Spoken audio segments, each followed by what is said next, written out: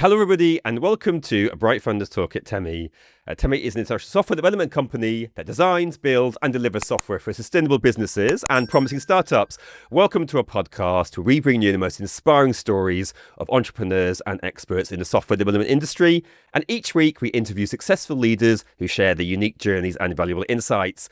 I'm your host, Barry, and today we have another amazing guest joining us, Khormaee, co-founder at Aegis AI. Hi, Sai. Welcome to the podcast. Well, thanks for having me, Barry. It's a pleasure to be here. Right. For anyone who doesn't know you, Sai, or your company, could you tell us a little bit about yourself and the company that you work at? Yeah, so let me start with myself, then I'll talk about Aegis a little bit.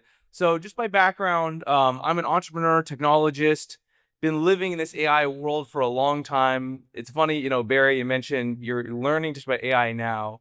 I feel like I am too, although I've been writing AI code for more than 20 years. I wrote my undergraduate thesis in 2006 with natural language processing and never stopped ever since. I spent the early part of my career at Microsoft building kind of large-scale ETL systems. After that, built a series of companies in commercial real estate, in sales acceleration technology, and now in security, with a brief stint at Google in the middle where I built a lot of their core security technologies that defended things we all use like Chrome, Gmail, and ads. A couple of technologies people may know me from is safe browsing and reCAPTCHA.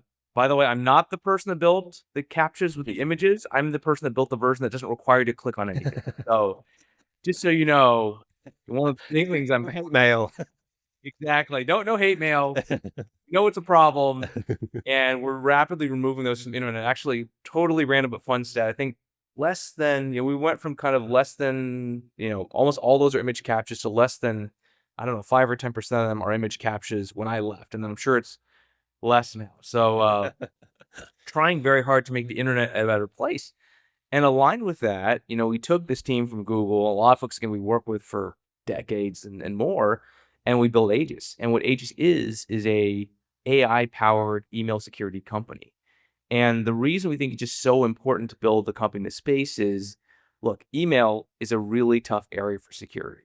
As we all know, I think everyone listening has gotten phishing or malware or spam in their inbox. Probably this week, probably right now. It's sitting there and you're looking at it and wishing it wasn't there. For businesses, this is a giant problem. And it's made all the worse by AI, where AI is making these attacks perfect. And AI is making these attacks prevalent. And it's really enabling what was maybe only the purview of nation-state actors to be possible by pretty much everybody. And so because of that, we decided, hey, we need a new layer of defense. We need a new way to stop the attacks that other tools are missing. And so we got the gang back together and we started Aegis, and it's been an incredible journey. It's just been about, a year now. We did a great fundraise from Excel Foundation Capital. We've brought on some spectacular customers like, most recently, LangChain, we have Mesh, we have Teradata kind of customers who have built trust in us. And we've been able to outperform all the solutions we've co-installed with. And I think, look, because AI really, in this case, is the answer. It's the solution to a security problem we've been struggling with in the industry for the last, 50 years, or essentially since email was created. By the way, when I went onto your website, you've got some nice testimonials there. I was reading them and I thought, oh no, I need to get back on track. I'm getting distracted here, but there were some great testimonials. So congratulations to you on that. Stepping back a little bit, I'm just really curious about your journey, like 20 years of doing this. Has it taken off, AI specifically and coding, the way that you anticipated it would? Or is it bigger than expected or slower than expected? It's a really good question. And I actually think both of those things. I love how you ask, is it bigger or is it slower? I actually think it's bigger and it's slower. So, we were looking at neural nets in, again, the early 2000s. We're like, oh, this makes a lot of sense. This should work. But we never had the compute. We never had the data estate to really make it possible. So it kind of lived as a theory for a long time there. And, fast forward 20 years, really where the breakout moment was at Google in 2017 was they just took the Google scale data where they collected all the data on the internet and the Google scale compute, and they threw it at effectively what is a neural network, an unsupervised learning system, to make that theory possible. I like to think of this a lot as, if you ever look at Da Vinci's early notebooks, he had a lot of concepts of gliders and flying machines that didn't work because he didn't have the right materials. He didn't have balsa wood, he didn't have kite canvas, he had oak. and wax taper and really like clumsy things, so it didn't work, but the theory was right. Hmm. I feel the exact same way about AI. What I hadn't anticipated is really how broad this idea of, again, the neural net or the transformers. And the reason I'm saying that specifically versus a LLM is an LLM is a specific application of that technology that's really good at language. So it's captured human attention because it looks and sounds like us, which is really cool. And it unlocks technology for most humanity. So it is in itself incredibly powerful. But what's even more powerful underneath that is the idea of these like little neurons, these little kind of pockets of compute to free associate with each other. Hmm. That's really the true magic underneath that I think will carry a lot of the industry forward for the next decade and really transform not just AI, not just software, but kind of every aspect of the way we integrate and work with technology. I'll give, by the quick anecdote, I've been teaching the AI courses at UCLA for the last, I don't know, 3 years or so. And this year we're introducing a digital transformation course because the imperative is so high to move into AI. It's actually forcing the last set of companies that have not digitally integrated and transformed to do so now. It is kind of no longer optional. That's how powerful AI is. That we had to introduce this course because the demand from the industry is so high to digitize, to take advantage of what is now seen by everyone as a mandate. So, for listeners who don't know your company or are new to your company, like, what does the platform do, and who is it built for? Yeah, let me start with who it's built for. Then we'll go to what it does. So, who it's built for is really companies that are trying to make sure their employees are not getting phished or attacked through malware fraud. And I'll tell you, especially if your listeners maybe are at smaller companies thinking we're not going to be attacked, I hear this all the time. I tell all these companies you need a defensive solution. So you need the basics, right? You need email security, obviously. You need a firewall. You need an EDR system. You need these three, or you are just like taking massive risks. And, look, as we all know, maybe half the people listen, half the people don't. And the ones that don't, maybe a quarter of them will get attacked and fully compromised. Like, is inevitable pattern I see again and again and again, where people do not invest early enough and they make what could be a $100 problem a $1 million problem very quickly. And so what our solution does is it integrates directly with the email provider, could be Microsoft, could be Google Workspace. It scans all of your emails and will automatically remove the ones that are unsafe. And it does so all with AI. So there's no rule-based configuration. There's no work. There's no analysis required on your side. You just plug it in and it works. I think that's been, by the way, one of the most powerful selling points we've had in the industry is that, and you see this in the testimonials, when you install Aegis, it just works. You just see all the threats in the dashboard light up. You see no incorrect bycatch, and you can just kind of observe this tool doing its job and then go back to doing what you're trying to do, which is run your business. And I think, you'll see that with a lot of testimonials. People are shocked in many cases because, look, every vendor says that. I think we're the only vendor that can really successfully do it, and delighted that we're actually able to deliver on that promise of seamless security where we really take away their problem and, again, let them get back to business. So, if we talk about like phishing and like business email compromise attacks, how has that evolved, especially in the age of generative AI? Yeah, it's a really good question. And look, it's a big part of why this company was built. So we look back in 2023, what we saw is the attack rate was just kind of escalating rapidly because you didn't even have to think about writing attacks anymore. Just like I'm sure, by the way, people listening are using AI to write their emails. Well, so are the attackers. And then we saw them get smart. We saw the attacks start to bypass traditional controls when they're built with AI at twice the rate they typically did. So it's something like 50% get past filters versus 20% in the past. Hmm. And more recently, we see, and this is actually hot off the press because just presented at the MOG conference in San Diego a couple weeks ago on this topic, is that we've seen the AI-powered attacks go from 2-3% of total attacks to 15% of total attacks in about a year. And so what I suspect is this will follow this geometric adoption, just like you see everyone using ChatGPT, adversaries will as well. And so we're going to see in the next year, the majority of attacks all be AI powered, the majority of attacks be so perfect that no human is going to be able to identify them, and AI attacks that bypass all the traditional controls at a better than half rate. And, we think that's going to necessitate a rapid migration away from the traditional rule-based systems to these more modern AI and SLM and LLM-based systems. In your experience, do you feel like attackers are using AI faster than enterprises are deploying it defensively? 100%. And yeah, we talked a lot about this because, look, we have a bunch of conversations, particularly with, for example, the industries most at risk in banking, in insurance, in compliance. And guess what? They have to check all these things. They move on slow cycles because they need to be sure whatever technologies they're bringing in are safe. And I understand that.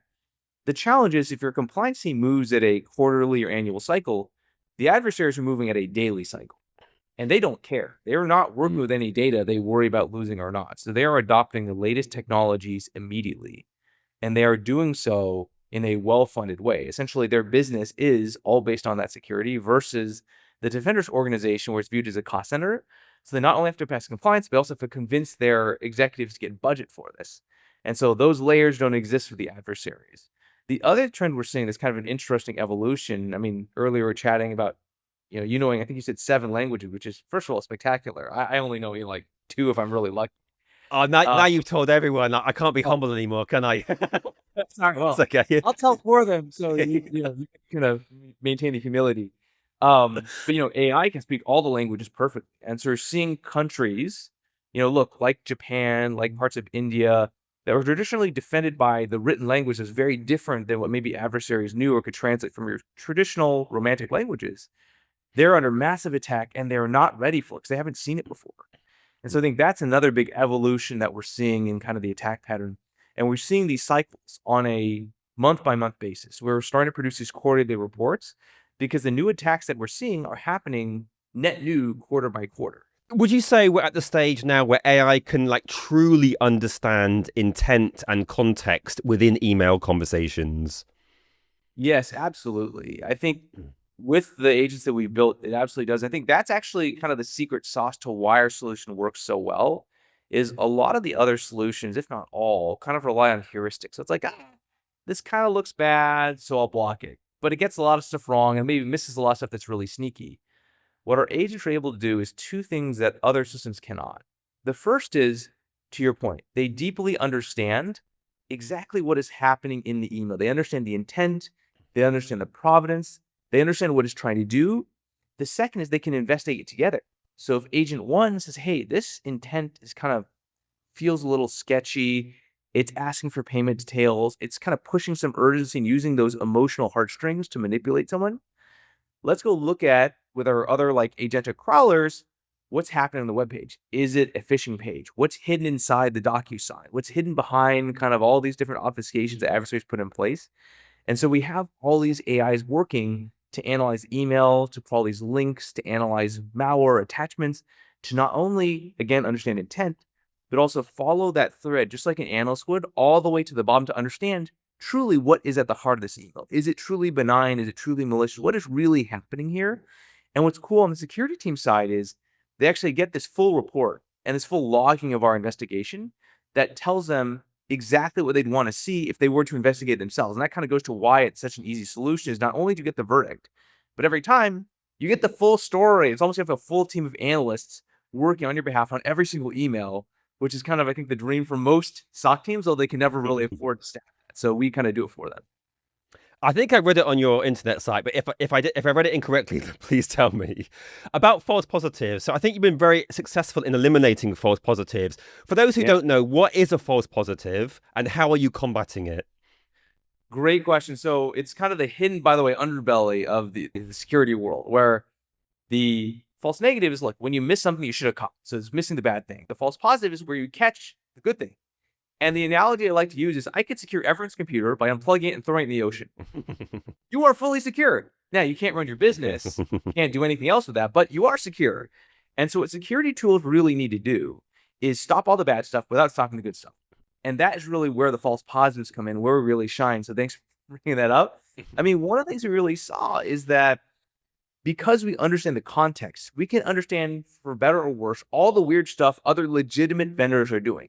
People make mistakes. People misconfigure things. People send weird emails. And that's okay. We need to support that. And we do. And so our false positive rate is better than 90%. So we kind of reduce that false positive rate by 90% compared to other vendors. And I'll give you a really good example, actually. A couple of researchers, or a researcher at a large university is a good friend of mine. And his dean was emailing him and kept emailing him, why aren't you responding? Where are you? And he was confused because he was emailing this chair back. And what's happening was his email system was actually blocking all of his emails being sent to his chair because he was sending these emails from a country that system wasn't used to seeing him send emails from. Just that one change led to all of his emails being sent into the trash of his chair. And this even happens to us when we're selling email to our customers. There's several of our customers where I send emails and their existing email system blocks my emails to them incorrectly, or maybe correctly, who knows? But that's a false positive. And it's really bad because it stops business. Imagine you're trying to run a big deal. You're a law firm, you're a VC firm, you're a small business trying to work with other customers. And for whatever reason, you don't see an email from your customers and you never respond. And they're like, well, this person doesn't care about me. It's not that. It's that your security tool kind of did you under. And so we really take that seriously and we try very, very hard to never have those flagged. In fact, we have a little button in our interface that allows you to return emails to the inbox when they were incorrectly flagged. I've seen that button pushed across all of our seats, tens of thousands of users, 4 times in the last quarter. Actually, we thought the button didn't work for what it's worth. Like, we did a whole investigation. Like, I thought we messed up the button, but it turns out so accurate that people don't use the button, which I take a lot of pride in. As a PM, you try really hard to make sure you don't release features that people don't use. This is maybe the one feature I'm really proud that our users don't use. And when we look at the regulated industries, like we know that the AI is going through all these personal emails. How do you ensure compliance while making sure that you are protecting and monitoring email traffic? It's a great question because it is super sensitive and intentionally, our first customer was this company called Mesh Connect. They're a large crypto company, unicorn valuation now. They provide a lot of the underpinnings for PayPal. And, the leadership and technology team there, and you actually see a referral from them on our website is, it came from Goldman Sachs and Coinbase. So we intentionally picked for our very first customer, the toughest security and compliance team on the planet, right? These guys are trained both in the high compliance world of big banking and the high security world of crypto under one of the best, actually, banking and security teams on the planet. Why did we choose them? Because we wanted to learn that right. And we wanted to learn it with some of the strictest guidance. And so what are the things we took away from that and were built into our platform from the ground up? The first is data minimization. We only keep the data we absolutely need to defend our customers. The second is we have built-in structural compliance. So we have what's called DLP, or data loss prevention, essentially recognition of specific terms and compliance data types. For example, crypto wallets, social security numbers, credit card data that these companies must guarantee. We've built those structural controls into our system so we can guarantee them all the way through.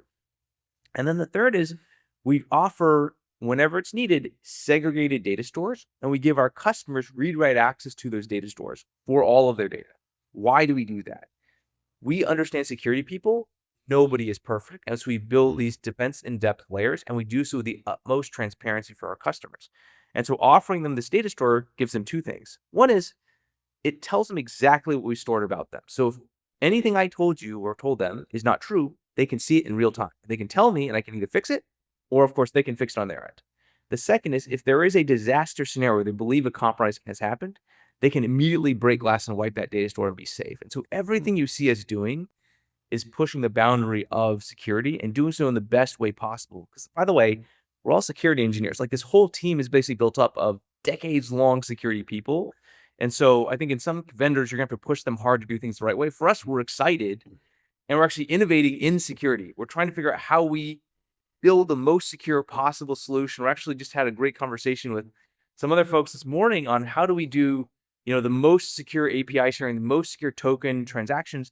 How do we do so in a way that no one's ever done it before? And we're excited to go down those journeys, and we're innovating in 1,000 ways to build the most secure, the most compliant platform possible to make sure that we never, ever lose customer data. So I remember you mentioning earlier in the podcast about businesses and training. Now, I remember when I used to work at a company, I used to go on like bi-quarterly or quarterly training sessions and spotting spelling mistakes and looking for dodgy links. Now, how do you see security practices emerging, and what kind of security practices will look outdated in the next couple of years? Yeah, it's a great question. I'm glad you brought up training because I think training will look outdated. Because you mentioned, what do they train you to do? They train to look for spelling mistakes. They train to look for like odd things. When's the last time your chatbot made a spelling mistake? Right? Like, I even remember, right? Like they don't make those mistakes anymore. They're getting increasingly sophisticated. And I think Google had this right in very early days. We were not allowed to orange team phishing at Google because we knew it worked. We're just like, yes, you will fool people. Go do other things. And other things in this case were structural controls, they were detection. So I think the new world we're moving into is perfect phishing. No one will be able to tell. And I mean no one, meaning myself, meaning CISOs, highly technical, well-trained users will not be able to tell. Regular users will absolutely not be able to tell. So I think that is outdated. And where companies need to move is to more structural based detection, where they're using these new tools like AI to spot these AI attacks. I think it's the only solution. I think that's one. The second is they're going to have to understand how to measure this in a very different way. So traditionally, they would measure the efficacy or risk by looking at these training programs. So like how many things were clicked on, how many things were not. I think instead, they're going to have to look at it in a different way. They're going to have to look at it in risk posture. So who is targeting us and why? So are you getting specific mutated targeted attacks? Like we'll see developers within companies get an attack every 40 hours that is bespoke, that is custom, that is from a new IP, that is from a new URL, highly sophisticated. At the other end, let's look at other parts of your supply chain. Look at your SIM, which is kind of your security data store, or your EDR, which is the thing that lives on your computer and like watches for weird behavior. And let's see what's getting through that way. So I think you're moving from a world where you're relying on the user as your final line of defense to something where you need to rely on your integrated data stack and security, not to get too technical, but essentially like what's actually happening on your computers, what's actually happening in your logging data to understand what's happening. Because I think the users are going to become unreliable because phishing is just going to be perfect. You're an excitable man, and I can feel the energy and excitement that you have for the product, which is really nice to talk to you about. So, what excites you most about the next evolution of like AI-driven cyber defense? Yeah, I think I'm excited, and look, excited means two things, right? It means excited, fun, also exciting, scared, right? It's going to be equal parts of those. But look, as you mentioned earlier, all the attackers are moving to AI. So the pace and speed of these attacks is going to rotate faster and faster and faster until they're unique. That will happen. When that happens, cyber is going to need to evolve in the exact same way. And if you think about all cyber, it basically follows this pattern. See an attack, send it to an analyst writes a rule, plugs it into this detection engine, rinse and repeat. So it's slow, it's looking backwards, and it has a human in the loop. With AI creating N of 1 and unique attacks, that process no longer works. And so the whole world of security, not just us, we're one example of that, but everyone is going to have to move towards this AI-based model. I strongly believe there is no other path forward. That's the scary part. And the scary part is, as you mentioned, the adversaries are moving way faster than security teams. This evolution will happen on the adversarial side. It will break every single control we've all invested in over the last 20 years, and massive swaths of our economy and people will be vulnerable for a long time until that correction happens. So we're going to have to break things and then fix them. I know that's going to happen. So that's the scary side. The exciting side is when that does happen, you start to create this integrated view of your security data across all of these tools, which was very hard with a human. So a human can only consume so much data. They can only look at their little part of the world. Agents can look across everything. So after we go through that transformative pain, you now are in a world where all the agents that specialize in different things can look at all the data from one another and start to see these threats. And that is incredibly powerful. And I was really convinced of this because at Google, we had that opportunity, right? Like when you're attacked at Google, I can look at, God forbid, it's the ad that sent you to a Chrome page that got into your Gmail that attacked your Google account. As a security team, we saw all of that for billions of users, which made us very, very good at stopping those attacks. Because whenever we made a mistake, mistakes happen, we could automatically correct it because there's 100% visibility. The security world in the enterprise space doesn't do that at all yet. It relies on the customer to strap together these solutions on their own. And for those of you who are entrepreneurs in the audience, you know how much time and how hard it is to like make vendors work well together. Imagine there's a world where you install these 3 or 4 security solutions, they all automatically integrate, and you're just protected. And whenever anyone makes a mistake, they're constantly feeding data back and forth to each other. So for me, that's the world where I'm afraid, but also where I'm really excited for where the world will go. So we're going to go through a period of pain, and then I think a period of great opportunity. Amazing. So interesting to hear you say that. I like your positivity and also just a little bit of negativity and just to sweeten the deal a little bit there as well. We're in security. We live to stop bad stuff. Like we've seen all the bad stuff happen. So for what it's worth, I've seen the worst things happen every day. Because by the way, when bad things do happen, like people call me, and I hope you're listening to call me, right? Like that's what we're here for. But Yeah. most of my customers, a lot of them, I talk to them on one of their worst days. So that's what we're here for. But also that's what informs our, maybe a skeptical view of the world in some cases. So unfortunately, we're running out of time a little bit. So I've only got two more questions for you. I want to ask you, what does success look like to you? I think success for me really is securing email, right? Like, I think kind of our moniker is email secured. And this is a protocol that has been open, just like the internet, for 50 years. And therefore, it's been open to all the threats, all the things we've seen over those 50 years. It's never really been safe. People have been attacked through email consistently. It's been consistently the number one vehicle for attack on the internet for that entire time. I would like that to stop. Now, I'm never going to be perfect, but I'd like it maybe to drop down to maybe the 10th reason, not the first reason. And so that is my kind of mission in life, is to protect the user and protect the user by shutting off email as a channel for adversaries. Congratulations. Sounds like you're in the right job. Correct. We're going to fight the good fight. There's a match there. But my last question for you is, those founders watching, or maybe people in the early stages who want to set up a company, you've had a lot of successful experience.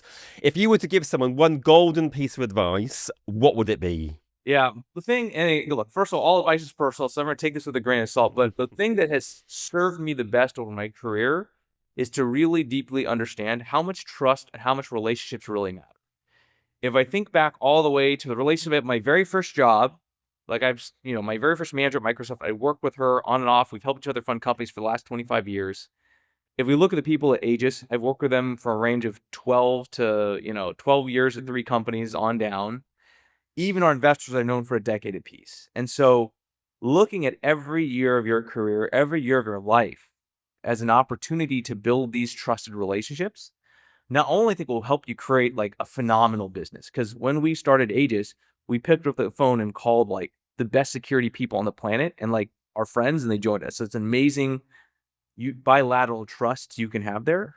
The second is I just think it makes it incredibly enriching life experience for like, I get to go start this company with a bunch of my friends. Like I genuinely am very close friends with almost the entire company, which is a really rewarding way to go about this journey. And so for both your own enjoyment as well as just general success in business, like relationships matter, and orient everything you can to building and deepening the best possible relationships you can.